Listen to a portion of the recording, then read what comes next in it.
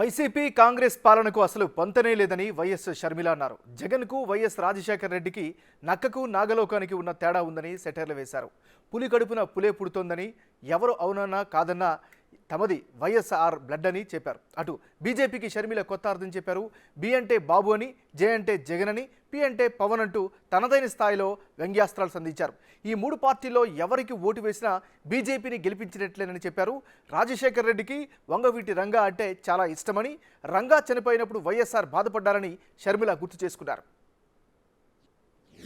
రాజశేఖర రెడ్డి గారు బడ్జెట్లో ఇరిగేషన్ కోసము 17% కేటాయిస్తే జగనన్న గారు కేవలం 2.5% మాత్రమే బడ్జెట్లో ఖర్చులు పెడుతున్నారు. ఇది ఎంత అవమానం! మరి రాజశేఖర రెడ్డి గారి సంక్షేమ పాలనకు జగనన్న పాలనకు పొంతన ఉందా? పోలిక ఉందా? నక్కకు నాగలోకానికి ఉన్నంత తేడా ఉంది. ఆకాశానికి భూమికి ఉన్నంత తేడా ఉంది. రాజశేఖర రెడ్డి గారి హయాంలో రైతే రాజు.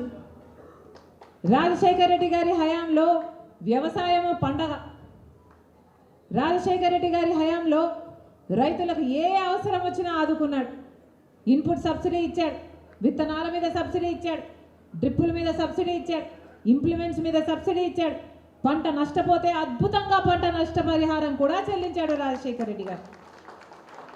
మరి ఇప్పుడు జగనన్న గారు ముఖ్యమంత్రిగా ఉండి అసలు రైతులకు ఏ రకంగా అయినా సహాయం చేస్తున్నాడా అంటే రాజశేఖర రెడ్డి గారితో పోల్చుకుంటే సున్నా. పులి కడుపున పులే పుడుతుంది.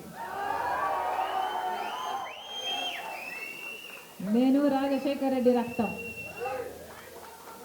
ఎవరు కాదన్నా, ఎవరు అవునన్నా నేను రాజశేఖర రెడ్డి రక్తమే.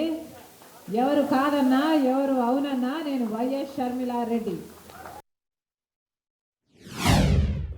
వైసీపీకి ఓటేసినా బీజేపీకే ఓటు, టీడీపీకి ఓటేసినా బీజేపీకే ఓటు, జనసేనకు ఓటేసినా బీజేపీకే ఓటు.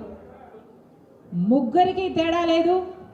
ఏ మూడు పార్టీలలో ఏ పార్టీకి ఓటేసినా ఆ ఓటు పడేది మాత్రం బీజేపీ ఖాతాలో. ఇది ప్రజల్లోకి గట్టిగా తీసుకువెళ్ళాలి. బి అంటే బాబు, జే అంటే జగన్, పి అంటే పవన్. మిగతా దేశం అంతా బీజేపీకి వేరే అర్థం ఉండొచ్చు, కానీ ఆంధ్ర రాష్ట్రంలో మాత్రం బీజేపీ అంటే బాబు, జగన్, పవన్. వేరే అవసరం లేదు. వీళ్ళు ముగ్గురు ఇక్కడ ఉండంగా బీజేపీకి ఇంకా వేరే ఎవరు అవసరం లేదు. ఈ విషయాలన్నీ ప్రజల్లోకి తీసుకువెళ్ళండి, కాంగ్రెస్ పార్టీని గెలిపించండి. వంగవీటి మోహన్ రంగారావు గారు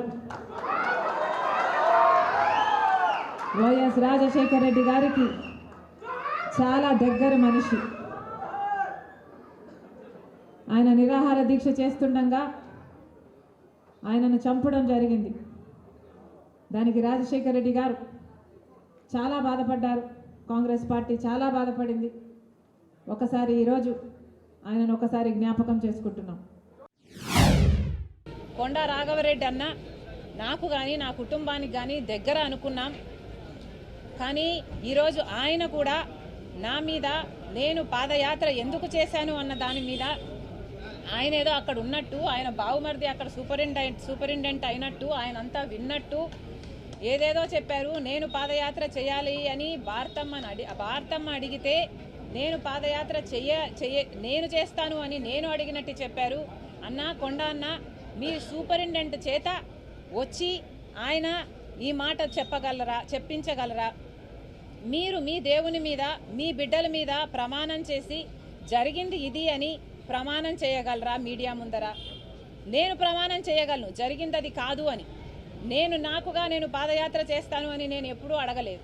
నన్ను కోరితే నేను ఒబ్లైజ్ చేశాను తప్పితే ఇది నిజం కాదు అని నేను నా బిడ్డల మీద, నా దేవుని మీద ప్రమాణం చేసి చెప్పగలను. ఇదే స్థాయిలో మీరు చెప్పగలరా? నేను నా భర్త పోయి అక్రమంగా డబ్బులు సంపాదించుకోవాలి అన్న ఉద్దేశంతో మేము జగన్ రెడ్డి దగ్గరికి వెళ్ళి మేము అడిగినట్టుగా మీరు చెప్తున్నారు. మీరు అక్కడ ఉన్నారా? మీరు అది ప్రూవ్ చేయగలరా?